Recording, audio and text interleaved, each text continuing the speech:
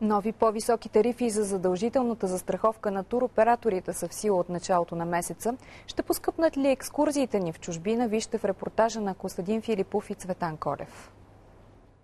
Повод за новите тарифи стана фалита на Алма Тур от миналата година. Спомняте си, стотици туристи живяха с дни на летището в Бургас, защото злополучният туроператор не успя да ги прибере в Русия.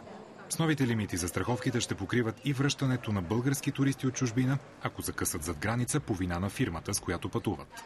Вече покритията са много по-големи и основната разлика е тази, че ако досега всички застрахователни компании предлагаха една и съща премия за едно и също покритие, вече всяка една застрахователна компания ще определя своя застрахователна премия за съответното покритие. Годишният оборот на туроператора ще определя колко ще струва застраховката. Така, например, фирма с приходи до 50 000 лева ще има покритие до 25 000, а застрахователната премия ще е около 500 лева.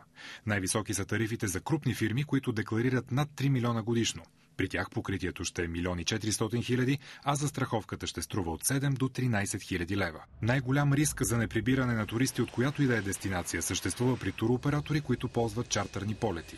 Според новата наредба, в този случай няма значение какъв е годишният оборот на туроператора. Минималният лимит на отговорност е задължителен – половин милион лева, а застрахователната премия ще струва около 4 000.